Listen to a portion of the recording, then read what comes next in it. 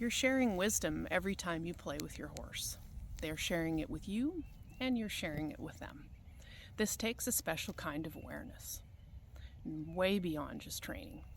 In 26 years of teaching, I've learned this is my dream, to help students connect with wisdom.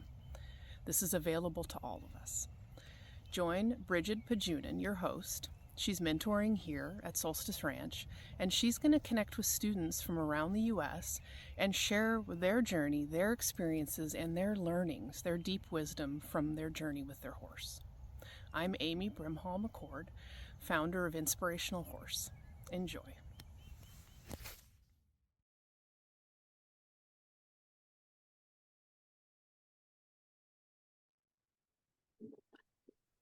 Hello, Kim. Pleasure to Hi, meet you.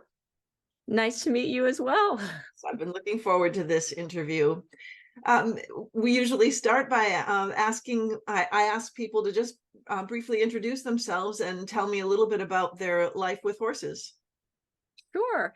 My name is Kimberly, and I got into owning horses a little bit later in life. I was sort of a horse crazy kid and teenager trapped in a family that were not horse people living in LA. And so I was sort of, left to anytime we go on a trip, I'd always look and see if there was a trail ride I could go on or anything with horses, things like that. And so I was actually in graduate school when I got my first horse. So I was 24. So I've had horses now for about 26 years. And I have sort of slowly amassed them over time. I sort of have a soft place in my heart for thoroughbreds, especially off the track. That was my first horse and my second horse.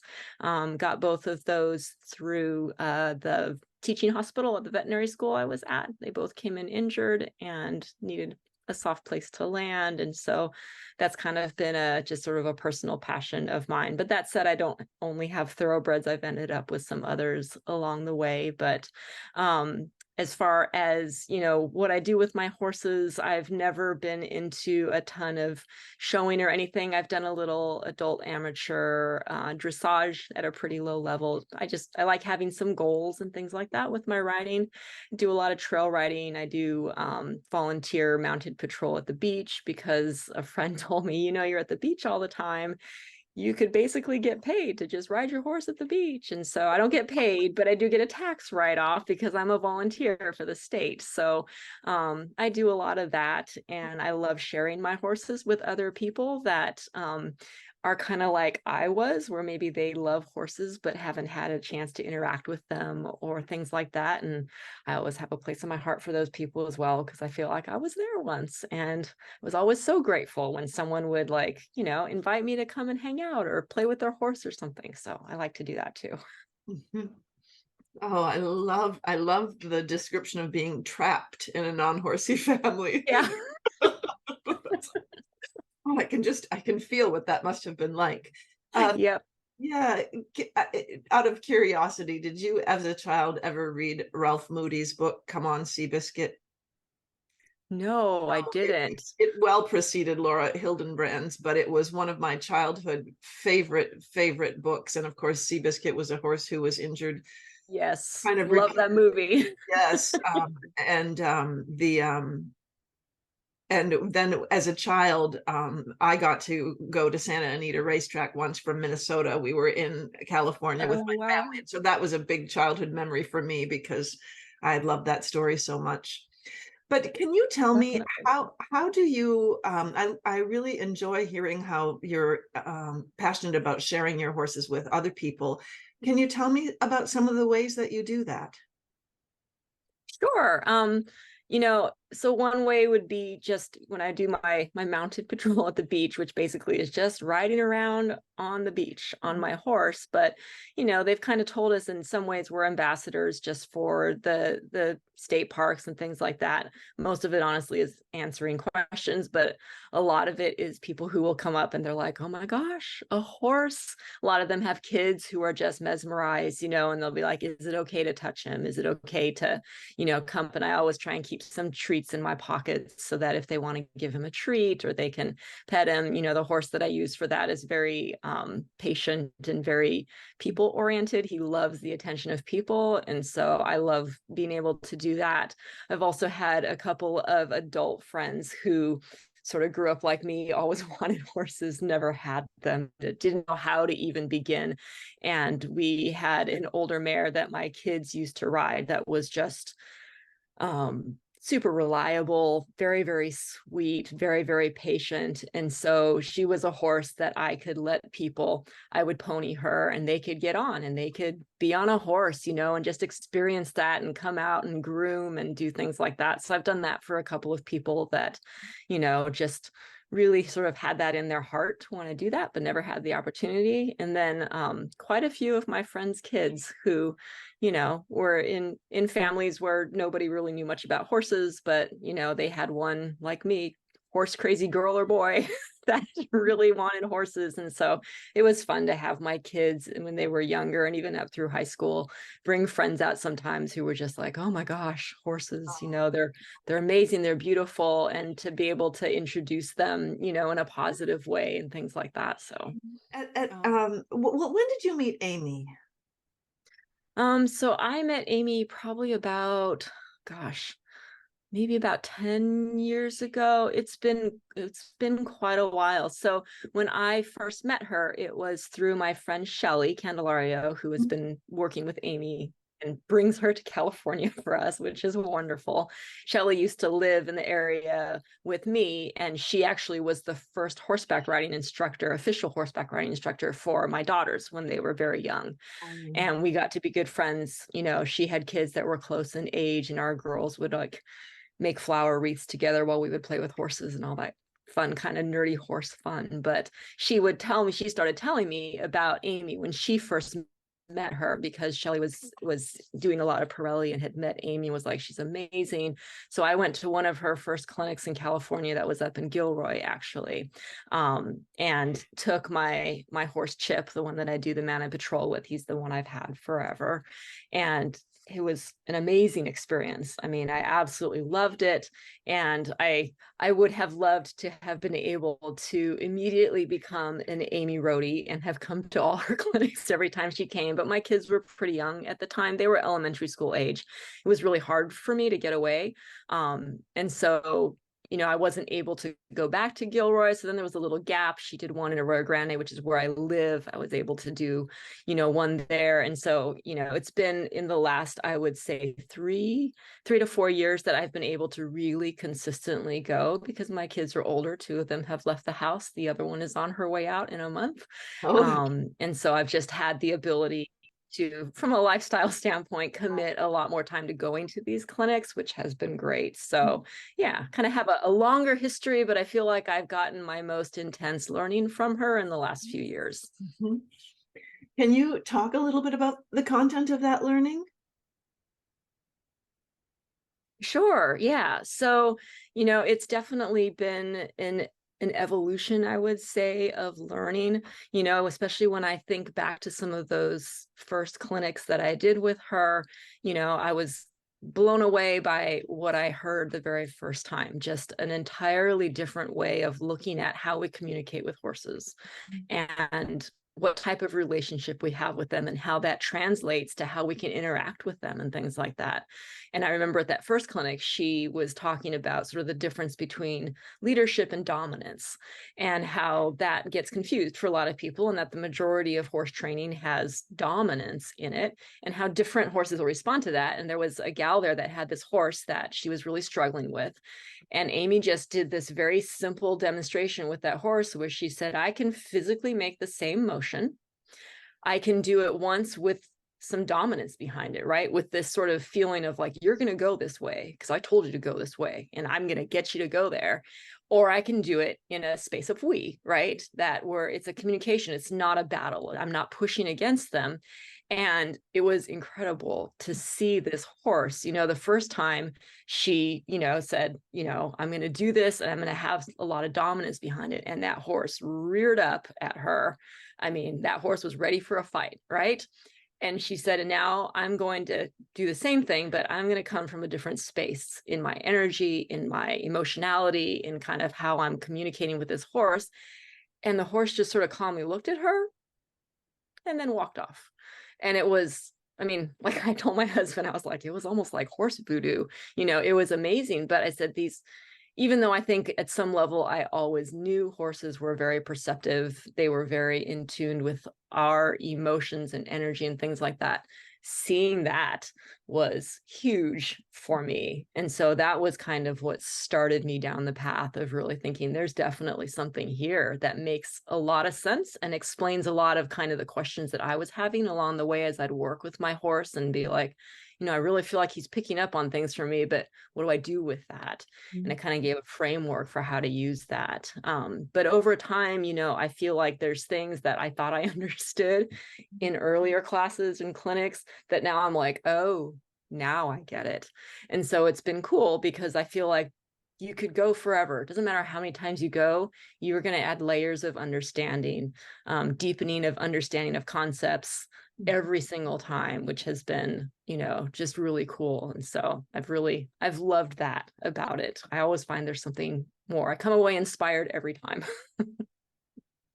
Oh, ditto that. I come away inspired and I come away curious and mystified at times, Right. because there is something going on between something that Amy understands that I don't truly know any other person that way. Right. I'm so grateful that she has decided to try to help people understand that because she wouldn't have to.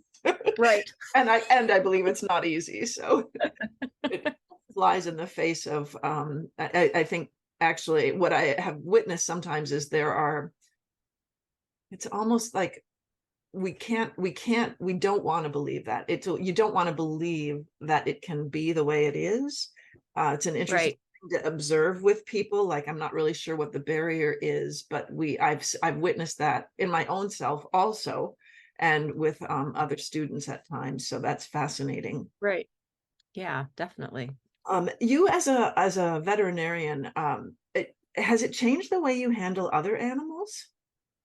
It definitely has. It's interesting. There's a relatively new concept in veterinary medicine called fear-free, Yeah. which was, started by another veterinarian. I've been a veterinarian long enough now. I've sort of seen this evolution of how it is we interact with pets, and, from sort of the idea of like, well, you just got to get stuff done. And obviously you want to be as gentle and humane about it as possible, but there wasn't a lot of thought given to, I think, how the pets were feeling emotionally, how the owners were feeling emotionally, and just sort of like well, if they come in and it's a dog and it's snapping and it's growling, it's like, well, you just get more people involved, right? Like, well, we just got to get it done, right?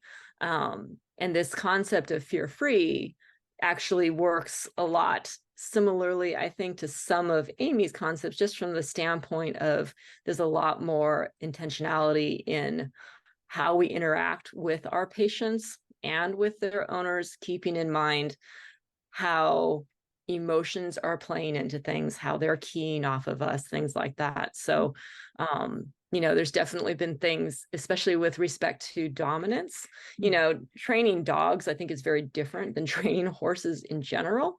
But I don't think any animal in the end really gains as much from an interaction where there's a lot of dominance. Right. And I think it's a very subtle difference that a lot of people don't understand, the difference between being a leader and being dominant, because they can look very similar, but they feel very different.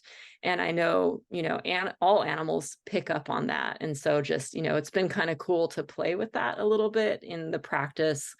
If we get a very aggressive dog, right, they're usually responding out of fear, but some of them are just naturally more aggressive, and sort of taking a step back and saying like, okay, well, I could get right up in their face too and say, well, we're just going to hold you down, and sometimes taking that step back and framing it differently, not coming from a place of dominance, it makes a huge difference. And so it's been kind of cool to see how there's definitely pieces of it, I would say, that that do come into play. Mm-hmm. That's so interesting. You've made me think about my own dog, who is 100 pounds, and he is a Newfoundland German Shepherd, came from Animal Allies. Anyway, he is by nature pretty dominant and fairly aggressive. And when I got him as a puppy, I thought I had to dominate him in order to, settle him down. Right. And the more I used that technique, the bigger he got. I mean, I knew I was educated enough to see that it was going in the wrong direction, and that I was going to turn him into a more aggressive, very dangerous dog if I continued on this path. But what I hadn't put together is, when I did finally hire help to come with me, it was basically a space conversation. And the dog trainer showed me how to, just like with Amy and the horses, it's like, it's honor myself, honor my bubble, honor my space. And then we were able to have other conversations, and I never put that together before. It didn't have anything to do with dominance, only it had to do with, again, honoring and acknowledging my own aliveness and my own right to be there. So anyway, it's really, really interesting. Yeah, absolutely. It's a very difficult concept for a lot of people, a lot of women, especially with horses, I think. And I still struggle with it at times. But when you talk about the difference between leadership and dominance, Kim, do you have any other words you want to share with me about what you've learned from Amy, or what on your own? How would you describe some of those differences? Yeah, I think some of the biggest learning that I've had around just that concept of sort of leadership versus dominance has come through my experience with horses that have varied between being, so my one horse Chip is definitely more passive. So he would be a horse that I think would tolerate probably dominance a little bit more. You don't get the same reaction, right, from a passive horse. If you're dominant with a passive horse, they're kind of like, I better toe the line. Maybe they shut down, things like that. You don't see as big of a reaction. Right. And then some of the more recent horses that I've taken in, very dominant. And so, you get a very different reaction.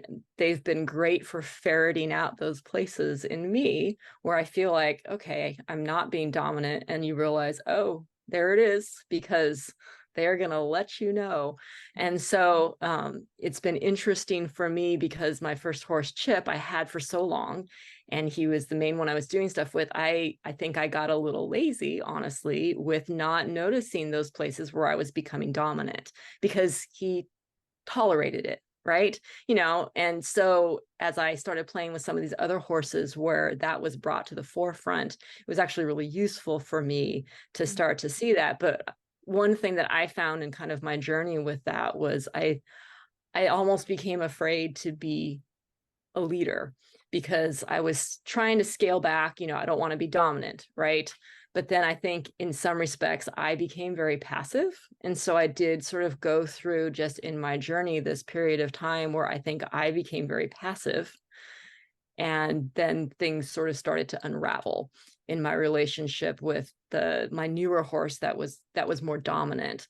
And, Amy was super helpful, because this was during, like, towards the end of COVID, but we were kind of doing some, take some videos, send some stuff, let me see what's going on. And, she kind of reminded me, like, let's go back to just when you step into that space in the stall with him, right?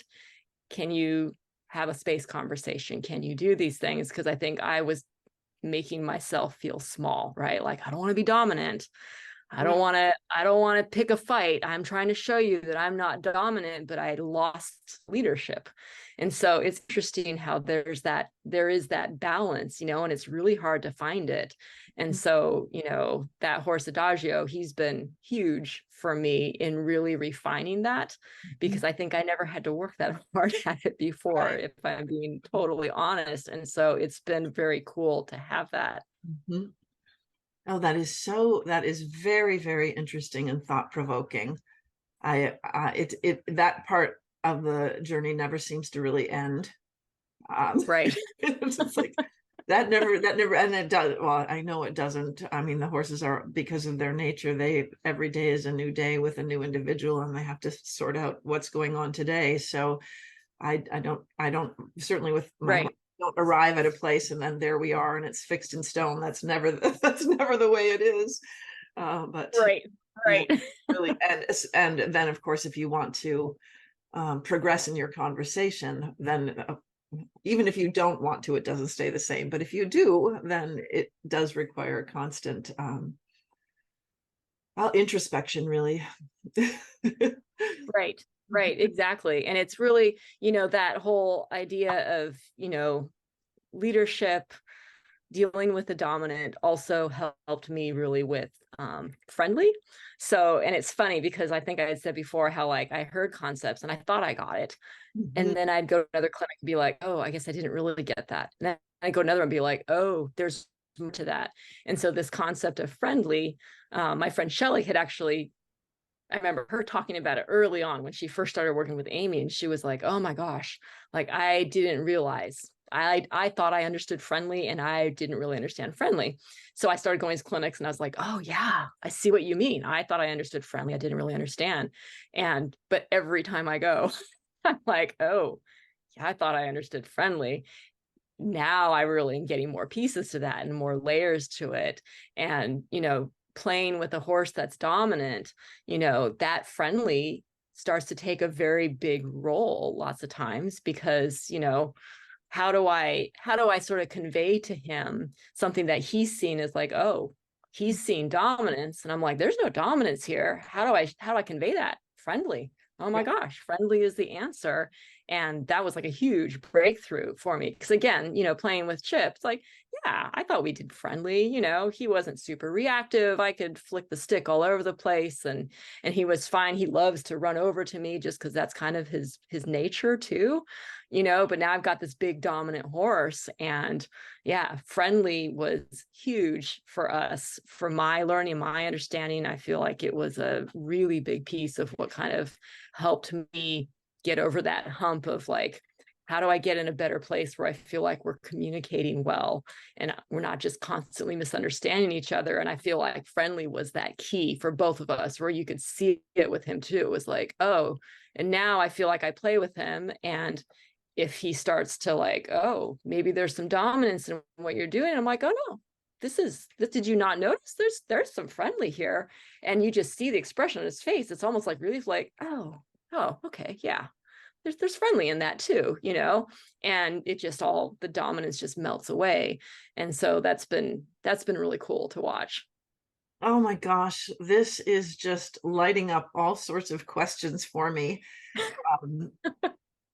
I played with my horse yesterday and I'm thinking of some physicality on my part, but why what it's reminding me of is, pressure and release is not what this is about with Amy. And so these big things that horses perceive as pressure and are actually friendly, Right. and once they do that, and I think kind of where I am a little bit with, I don't really know where I'm at with my horse. I need to seek professional help, but in this regard, because when all of that big physical stuff becomes friendly, the language changes dramatically, and sometimes I have a hard time understanding, well, where is the motivation to do something, and anyway, that's really fascinating. I really appreciate that reminder. I really, really appreciate that. And it gets me back to a little bit of how difficult it is for horses who have learned to respond to humans from a pressure and release language to Right. then shift to realize, oh, this person's not that way. This person is trying to seek my understanding of the way the world works, perhaps. Right. The way our horse language is, because they are so adaptable, so willing to try on virtually any system that we offer them. Right. Yeah, that's really interesting to me. I'd love to hear you talk even more about, can you give some examples of friendly activities that you've done with that dominant horse and the evolution of them? Yeah, sure. So, he's dominant. So he's very brave. He's very confident. And so I actually had shoulder surgery. And so I was having a hard time with tools because my one arm was really sore. And so I had a friend who had this, I was using Mr. Snappy, which is really light.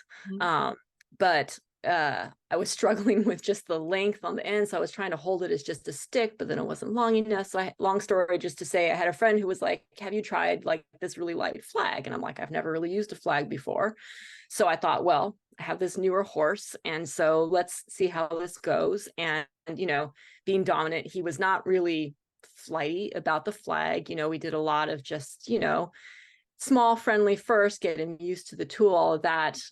And that kind of was very similar to, I think, my experience with like Chip, my passive horse. I didn't really see, anything super different there.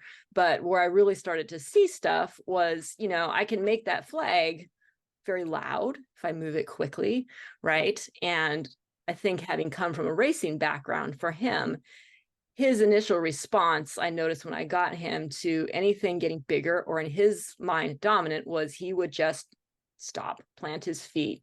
Nope, not going to happen, right? And my guess would be this is why he was not a good racehorse, because they were probably like, go, go, go, dominant, dominant, dominant. And he would just, no, not going to happen. And so what was interesting was I would, let's clear some space. Let's just go somewhere, anywhere, right? And he would just not going to go.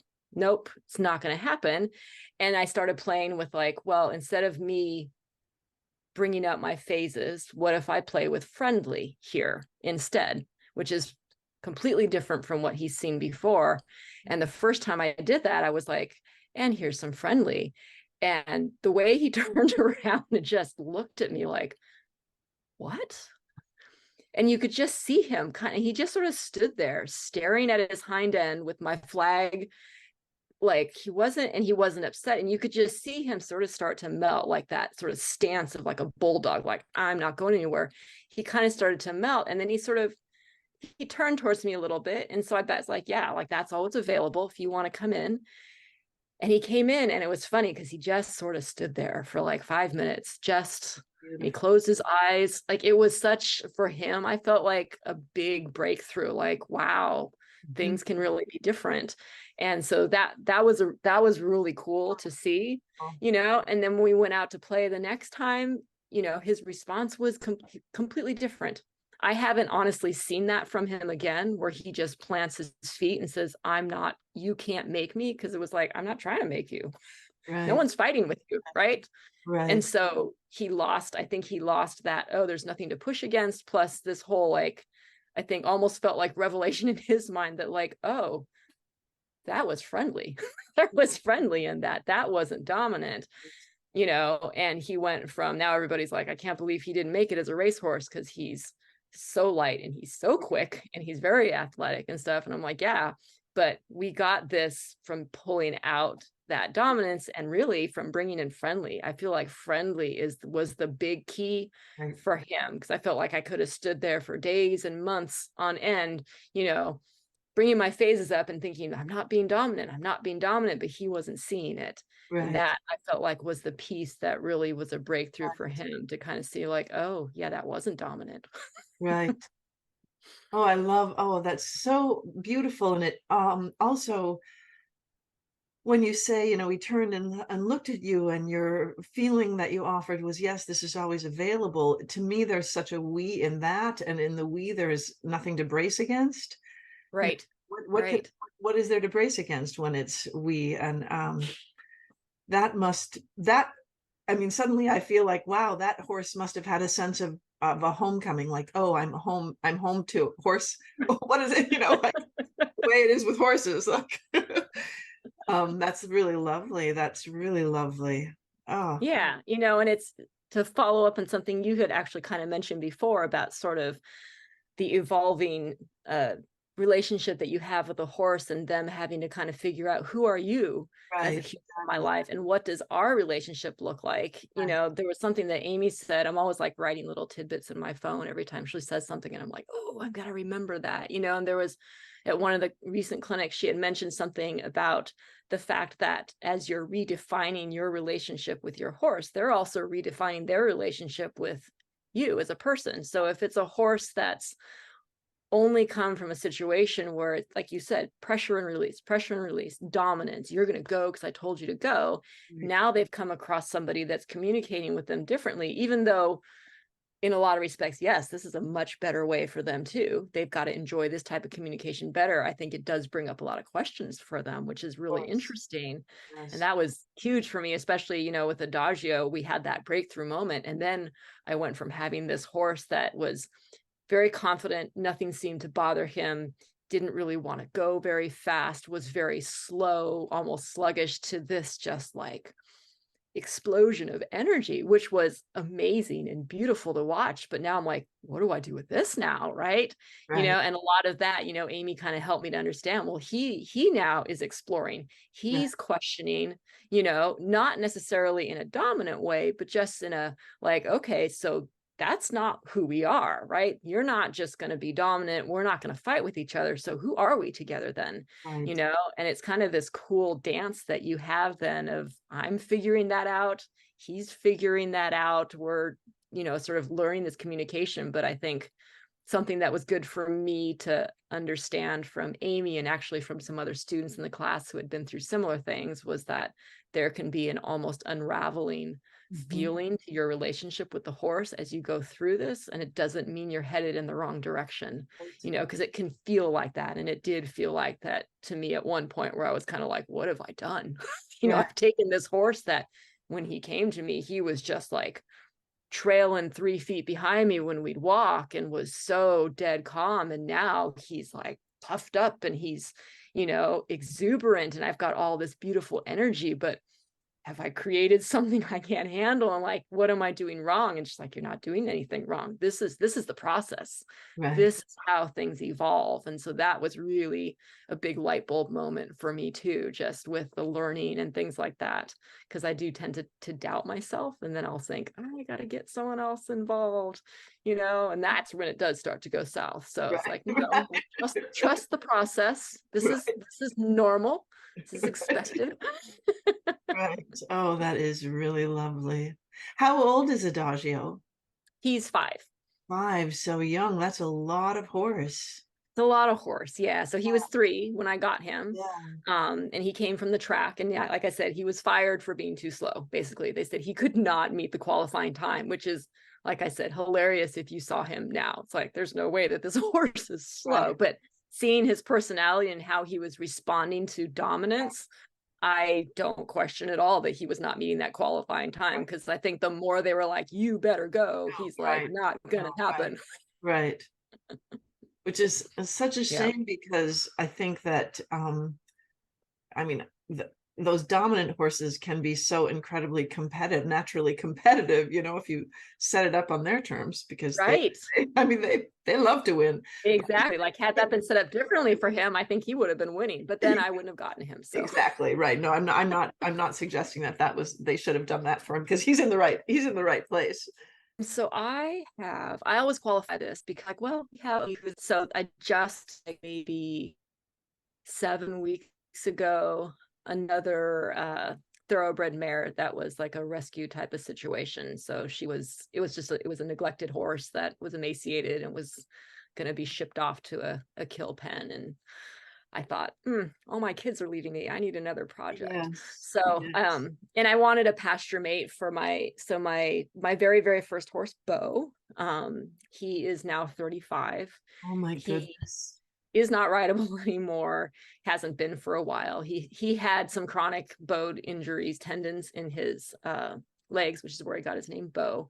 That was why he was retired from racing. But I was able to do quite a bit with him for a long time, just trail riding, light riding. But it got to a point where he started getting sore. And so he lives on a grassy pasture and just wanders around and eats and stuff. So I took this other mare thinking, you know, could be a buddy for him to just hang out there and stuff. So she's still at my house right now, but my husband was just out there yesterday and he's like, you know, she's got all that weight back on. She's looking a lot better. I wonder if you could ride that horse. Sweet. How old is she? She is 17. She's 17. Okay. Yeah, so she's a good age. So she's 17, that's Aurora. Bo is my oldest one, he's 35. Chip is 20, he'll be 29 here pretty soon. So he's the main horse that I had been riding. And then I have Adagio, who's 5. He's another thoroughbred. And then he came with another thoroughbred on the trailer because the owner begged me to take this other one. His name is Andy. He basically was injured. He has arthritis in his carpus, and they were just looking for a place for him to land. And when I filled out my application to get Adagio, they were like, "Oh, you're a vet and you've taken on thoroughbreds before. Would you please take this other horse?" And I was like, "I really don't need to." And they begged, and they're like, "We'll just give him to you. We'll pay for the shipping. We will send him to you. If it doesn't work out, we'll pay to bring him back." And so then I was a sucker, and I'm like, okay, send him too. So he came with Adagio on the same trailer. He is 7 now. And he's actually been sound and great. He does have arthritis, but we've only had to inject him once. And so he's kind of my husband's project now. He actually brought Andy to an Amy clinic, his first Amy clinic last year, and he loved it. So that's super fun. And then I have Coco, who is my fun project horse. He's a Frisian quarter horse cross. And he is, how old is he now? He is 8. So he's 8 years old. I got him when he was 8 months old from a rescue type situation. He's been a very fun challenge. He is a very, very unique horse. He's been to a lot of Amy clinics. I learned a ton from him. He's adorable. I can't imagine my life without him, but he's definitely challenging, but I love how much I've learned with him. So he's been great. And then the last one is Aspen. So she's a Welsh cob pony that is 23 now, that we sort of inherited from a client at our veterinary clinic who knew we liked horses, knew I had a daughter who rode at the time because she was in high school, and she wasn't able to take care of her anymore because of health issues. And she said, "I just would love to see your daughter ride her." And so she's super fun. She's a little jumper. You can just hop on her. You can't ride her bareback and not giggle. That's my thing, because she's so like round and kind of jiggly. And so I always tell people, if you're having a bad day, you just got to come out and jump on Aspen bareback, because you can't not laugh. Oh, it's so great. Like that game at camp where you would lay your head on somebody's stomach and they would, and in an, yes. And then somebody starts to laugh and the whole thing ripples through and you can't help but laugh. Yes. Oh, that's very exactly. funny. That's very exactly. Funny. Yeah. Let's see, the Frisian quarter. What is challenging about that animal? Oh yeah, so that is Coco. And I got him when he was 8 months old. He came from a situation where it was, I think, someone who was just kind of hoarding horses, and they had a bunch of them out on this pasture. There was a Frisian stallion out there indiscriminately breeding, and then they got reported to animal control because there were a bunch of dead horses out there. So this Coco came from one of those mares that was seized, that was pregnant at the time. So I've had him since he was 8 months old. So I can't blame any of our challenges on a prior person who did something. I mean, I guess up until 8 months, I don't really know anything, but I've had him that whole time. And so, I think Amy's description of him was the best description I've ever heard. She called him a fractured dominant, which just made so much sense to me when she said that, because what makes him challenging is, I said, he reminds me of like a toddler who wants to cross the street by themselves, right? And you're trying to hold their hand and they're trying to pull it away like, I can do it myself. But then when you let go, they cry because they're like, I don't know what to do, right? Because that's how he acts. There's this, he can act very dominant, but he doesn't really know where he he doesn't. And then when he's left to himself, when he feels like, okay, now I've got all this space, I've claimed it, it's mine. And it's like, he doesn't know what to do with it. And then he gets frantic. And so he's been super challenging for me, because trying to navigate that is really, really tough. And so I brought him to an Amy clinic pretty early on. And, that's when she kind of said, like, he's like a fractured dominant. Yes. She's like, yeah, he's he's challenging. You know, he presents a lot of challenges. He's going to need a lot from you. You're going to learn a lot. You're going to grow a lot with him. I was questioning a lot. Should I even have this horse? Like, am I out of my league? Am I doing him a disservice by having him because he needs someone more qualified? And so I did actually end up taking him to a ranch with a Pirelli trainer that Shelley had told me about quite a while ago. And he lived out there for like 3 months so that they could work with him. And they were baffled by him. Honestly, they were kind of like, he's thrown a bunch of our interns. He's really tough. You know, they were really struggling with him and kind of telling me like, are you sure this is something that you want? You know, we're not sure. Basically, they were like, we don't think he might ever be rideable. He's really, really challenging. And so I just sort of thought, well, gosh, if these people who do this for a living, who have all this experience, are struggling with him, what business do I have? And so Dave's wife, Jody, actually was like, let me take a crack at him. She's like, give us a few more weeks and let's see. And she made some good progress with him. And I know she has worked, you know, they both know Amy. Right. I think Jody has come to, you know, she's audited a lot of Amy's clinics and stuff. And she does bring a lot of those pieces, I think, to how she works with the horses. And so she started having a little bit of success. She was riding him a little bit. And so they had me come out to the ranch and they said, why don't you come out and we'll just see? Because I was kind of like, you know, if we're at the point where this isn't going to happen, maybe I need to, like, from a financial standpoint, stop paying for like we're not making progress. It's just like, you know, why don't you come out and let's just see if it feels right, because they don't really know my riding very much or my experience level. They're like, if it feels right, you can get on him here. We'll kind of see. So my husband and I went out there and she got on him in the round pen, you know, walk, trot, did a very small bit of canter, and, you know, he held it together. It was, you know, and so I was like, you know what? Yeah, let's do this. And so, you know, she said he really needs leadership, but he has a hard time seeing the difference between leadership and dominance, was what she said, which I thought was very wise. And she said, when he doesn't have strong leadership, he gets lost, he gets frantic. So she was picking up on a lot of those same things that Amy had said too. And so, you know, she said, when you ride him, when you work with him, he needs you to really be like, I'm here for you. He needs your support. Yeah. So I kind of got on with that mindset and it went great. You know, we walked, trotted around. We ended up going out of the round pen and kind of on the property a little bit, you know, and I kind of went into it with that mindset of like, I'm here for you, right? Like, I'm here for you. I'm here to support you. We've got this. You can lean on me if you need to. And it went really well. And so I think that was kind of a bit of a breakthrough moment for me to think like, okay, maybe I can do this, you know? And so we came back from that. I was feeling pretty good. We've made some progress, and I brought him into, there's sort of an arena space where I keep the horses at. And I thought, I'm just going to play a little bit at Liberty first, you know, just got him home, had this great ride on him, and I'm just going to, you know, give us a chance to reconnect. And I got in there and I thought, I'm going to start with some friendly, just, you know, like, hey, it's me, it's friendly. And when I did, he charged me. And and he did stop right before he got to me, and he reared up, and then he just took off and started running around the arena. And I was just standing there, friendly.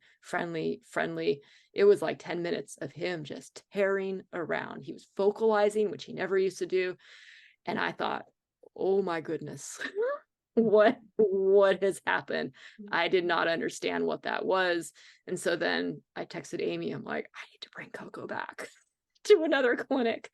And so I brought him back again. And, you know, it's been this I think that might've been our low point, honestly, because I was crushed. I thought, I came back thinking like, we've made this progress. I took him to this trainer.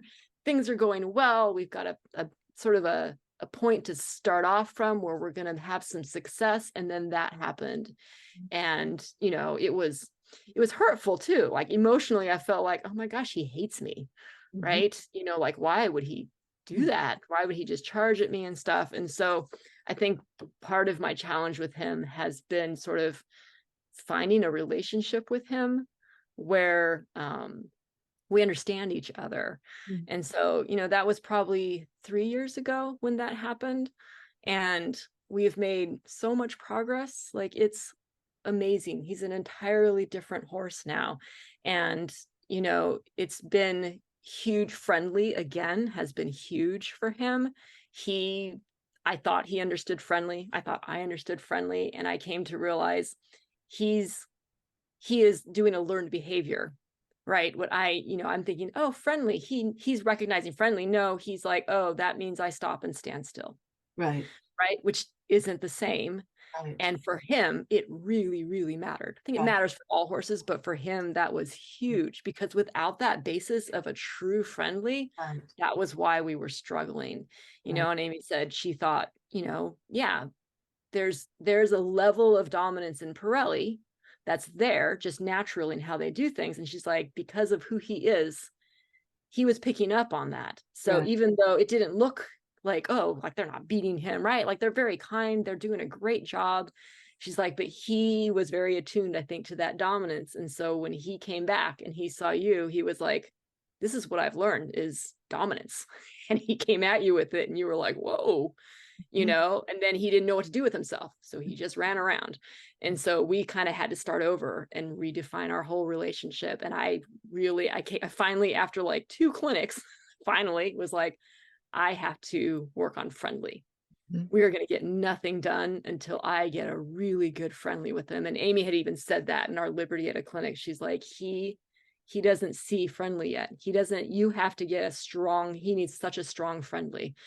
And so once we did that, our growth has been like leaps and bounds. You know, we had this beautiful Liberty session, and he cantered to me, you know, and just this, and the lateral canter around me, he's circling around me and all this stuff, you know, and it's cool for me to think about where we started.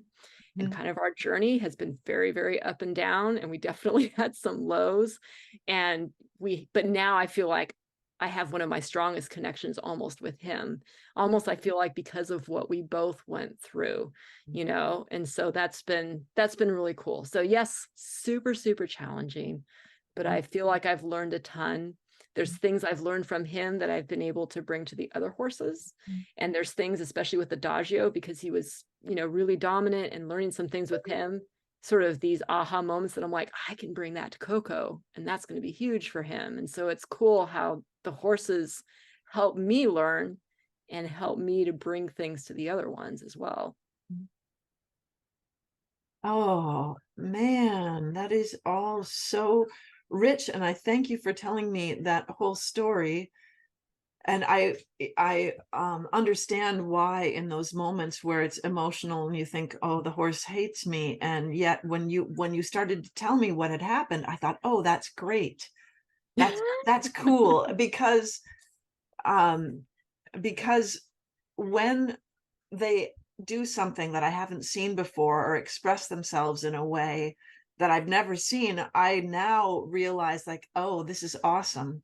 This is Right. this is a new conversation we can have. This is a new Exactly. level of, and I think one of the many things that I learned by being able to stay at Solstice for a year was that what we have expected from the horse for 5,000 years is like such a small fraction of the depth and the complexity of their being in terms Right. of the conversations that we can have with them. We really haven't wanted to hear anything from them. We've only Right. wanted them to do our bidding. Yeah, just do what I tell you to do. Just lacks such imagination. And so for me, these things, every time my horse does, and I mean, granted, sometimes it feels a little bit dangerous, like, okay, well, not, but Yeah. as our repertoire of conversation increases, I welcome those things that I haven't seen before, and things Right. where I realize they may be they're given an opportunity to say something, or they recognize that maybe I will listen Right. Maybe I will Right. listen. Maybe it's safe for me to express myself because there's somebody who wants to understand. So I'm Exactly. really thrilled. I'm really thrilled that you told me all of that. And I think that's really rich. There were many parts of hearing about that I learned from. Um, and I think the other part that I'd love to hear you talk more about, because I have a horse who is, very moment to moment, and I have struggled with maintaining, like you say, Coco needs you. They need that leadership. They need you to be present moment to moment to moment with whatever is. That Right. is such a challenge. That is Yeah. an unbelievable challenge. Um, and I believe a horse like that would be very challenging, because all it takes is one moment of my mind wandering or thinking, Right. okay, Check now out for just a moment. Yeah. And it exactly, all and unravels. exactly, it all unravels. And that is one of the beautiful things that they have to teach us, for sure, Yeah, to practice that awareness. absolutely. That's really lovely. Yeah, I love it. Do you have practices in your life outside of horses that help you um, maintain an open awareness that you can bring to horses, like yoga, meditation, anything like that? Or Yeah. I mean, I love yoga, and it's something that I always turn to if, especially with work, things get really busy, get overwhelming and stuff. Um, I will love to come home, like at lunch. Oftentimes I will throw in, I have like an app, and I can, do these recorded sessions. Because I never have time to actually go to a yoga studio. But that's huge, just for like centering and, the grounding. Physically, the grounding that comes with that in yoga is really helpful in those moments, especially when I'm working with the horses and I start to feel myself like spin off, like, oh, what did that mean? Oh, wait, should I do this? And just being able to take a moment and think about the grounding, feeling the corners of your feet in the ground, that's huge. And Mm, it's funny because the horses always notice, right. you know, when you do that, they'll sort of pause, or there'll be a change of some sort, because I think they feel that too. And so that's something, it's interesting because I've always loved yoga, and I've always sort of turned to that to ground myself, and realizing how that can incorporate into things with the horses has been really cool. So that's definitely something I use. I do have my daily calm meditation that I do every morning. It's like 7 minutes. It's like my 7 minutes of calm. Um, and that's, it's great. It's a great way to start my day. Just because I always have a million things going on at once, to remind myself one thing at a time, to not get scattered, to maintain focus.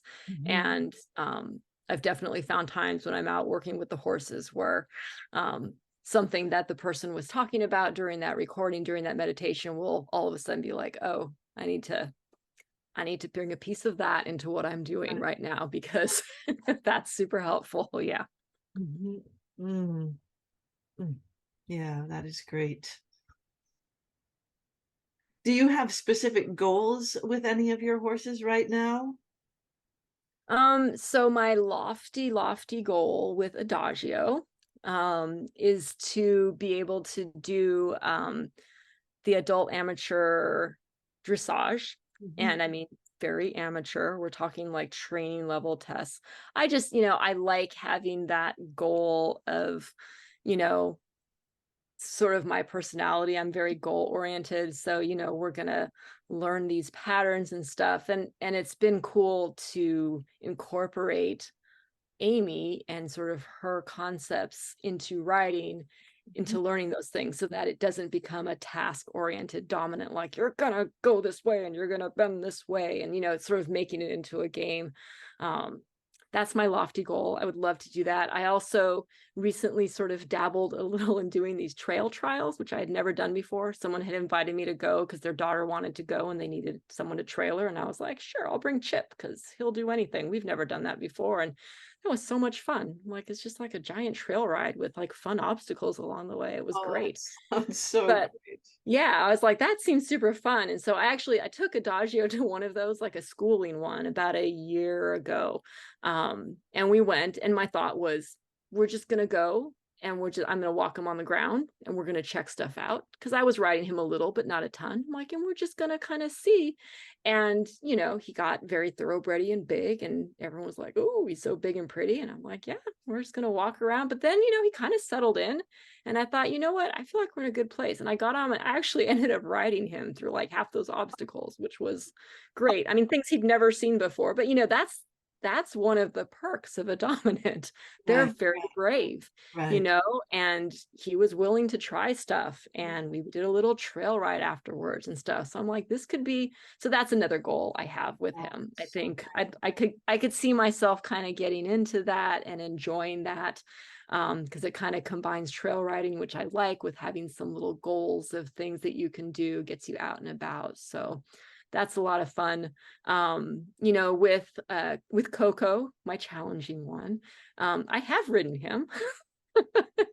But he's my challenging one, and so we have really made our goals doing Liberty, and I still have that goal. So my goal is, again, my super lofty goal with him would be to get to a point with him with Liberty where he's comfortable with me running alongside him and interacting with him, touching him. Touch is tough for him.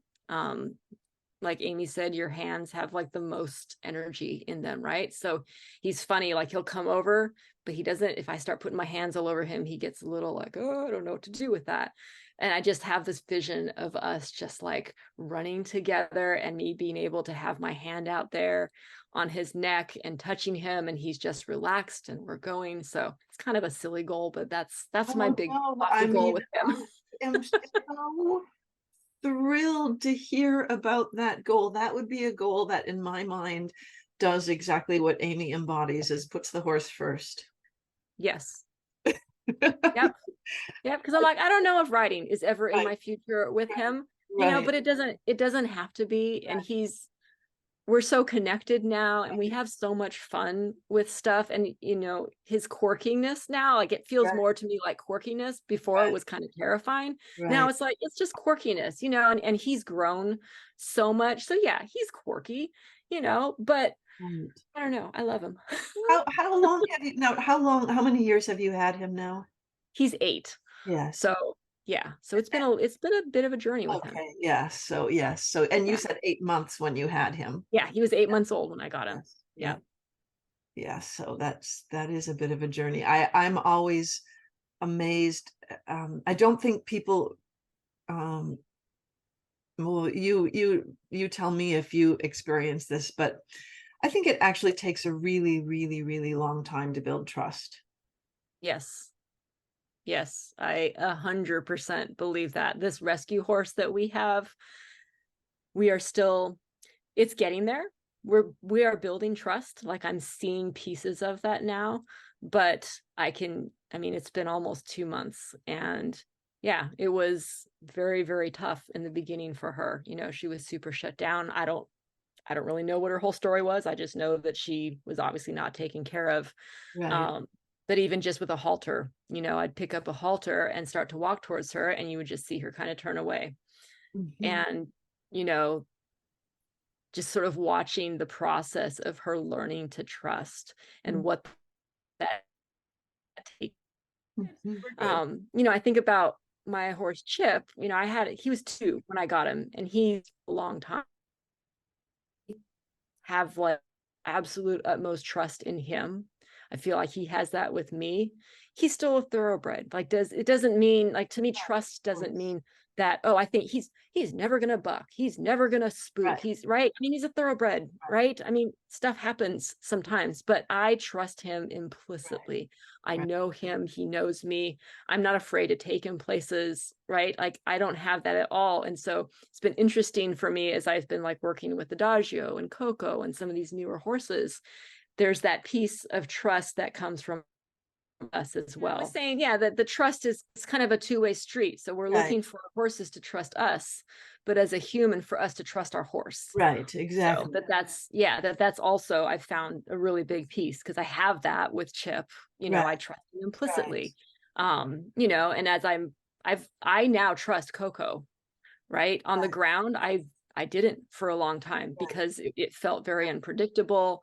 I had doubts in myself, but like now, like there's not a moment that goes through my head when I go to play with him where I think, oh, maybe what if something, you know what I mean? That sort of like pause that you have when you don't totally trust the relationship. Right. And, it can take, I think, sometimes just as long for us. And I really think that, the ultimate is when you have it both ways. Right, exactly. I'm so curious. I'm extremely curious about that, because sometimes I wonder if I can just make a choice to trust like a new horse. If I, the relationship is new, but you trust yourself enough to trust just put it out there that you trust them, and then what will you get back instead of the doubt that you feel in a new relationship? I'm curious about that. I want to try that with my next horse. And it doesn't mean being foolish. Obviously, they're animals, and I'm an animal. I have to express myself. But if it starts with the feeling of trust, then I think it's a very different deal than if there's this sense of, no, we must earn it. Each one of us must earn it from the other. Well, I want to experiment with my next horse relationship to just start from that and see what happens.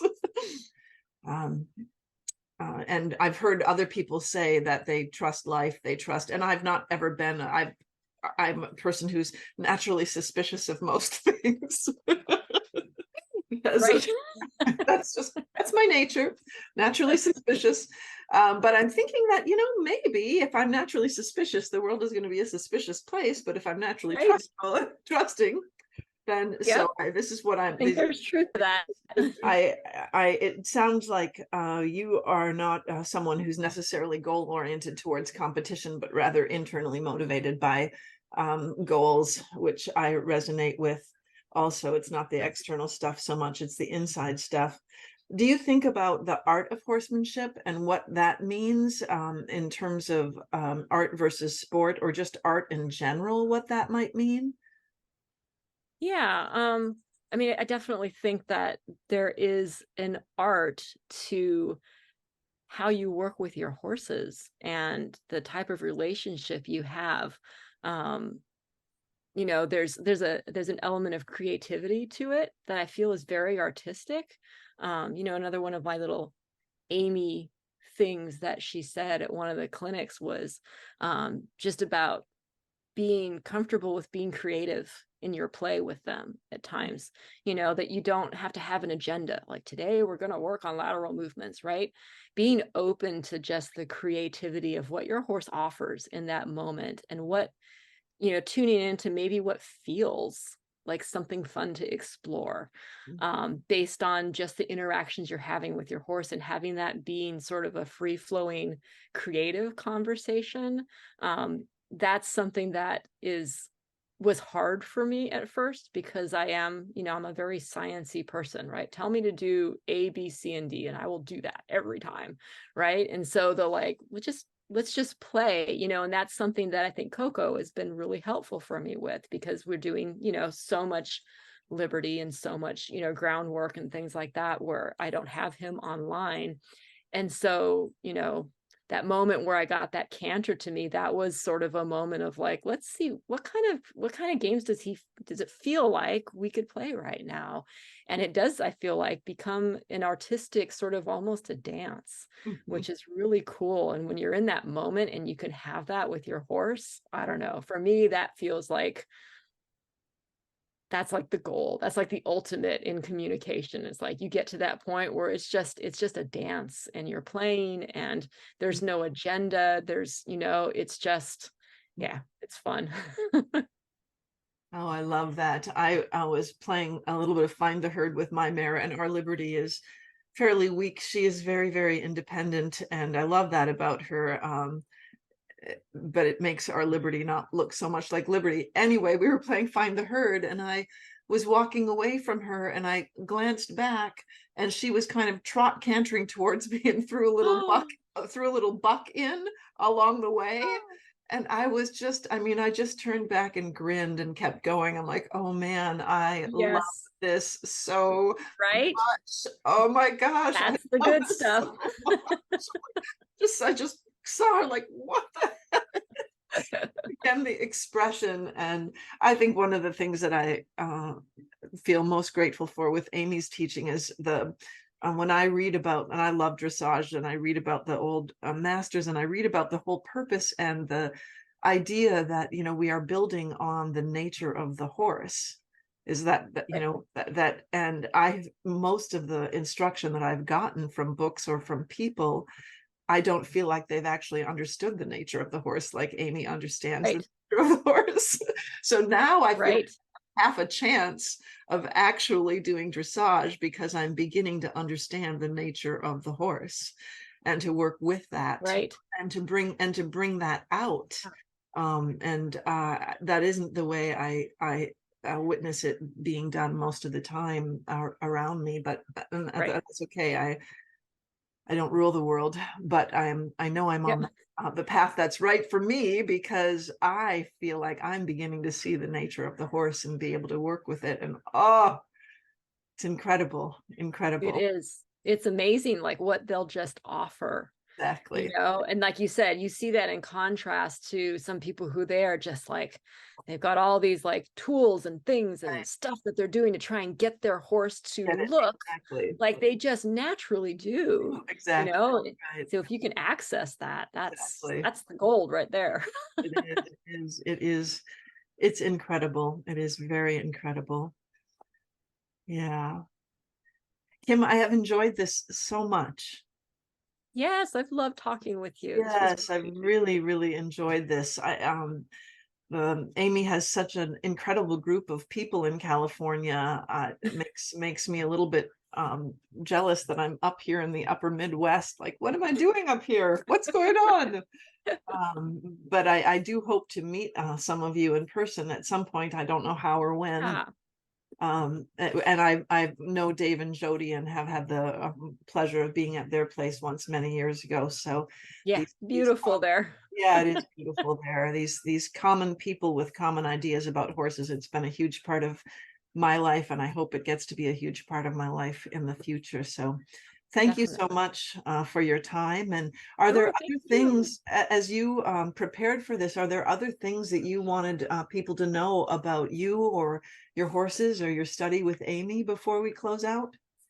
I think we pretty much covered, you know, a lot of it. I mean, I have like a million, like I can't say that there's like one thing that I learned from Amy that I would tell everybody, because there's so many little things. And I also know it's very individual to people, right? Like that whole idea of friendly, like how many times have I heard that over the years of Shelley saying it and Amy saying it and other people at the clinic saying like, oh, friendly. And I'd always be like, oh yeah, friendly. And it has to come at a time when it makes sense to you. I feel like some of these pieces. And so, you know, there's all these things that she said that it's funny. I feel like had I heard this maybe earlier on, it wouldn't have meant to me the same thing it means now. And so, you know, I just really think it's just the whole thing is a process. It's a journey that never ends, which is nice. There's so much more to learn. And yeah, I wish everyone would do things with horses the way that Amy teaches us, because it does make it really hard sometimes to watch somebody working with a horse and you see that horse trying to communicate and the person doesn't get it. And it's hard. It is hard to sit by and watch. And I feel like I wish the whole world would take the time. I echo that. It's awareness is hard. Yes. Awareness is hard. It's a lot easier to be like la la la la la. I know. I'm like, in some respects it was easier when I didn't know. Now I like can't unsee it, you know. I can't unsee it. Yes. Well, what a pleasure this has been. Yes, it was great talking with you. Thank you so much. Great talking with you. And I hope we get another chance again in person or maybe on the Zoom. And all the best to you and your horses. Thank you. You as well. Yes. All right. Bye-bye. Okay. Bye.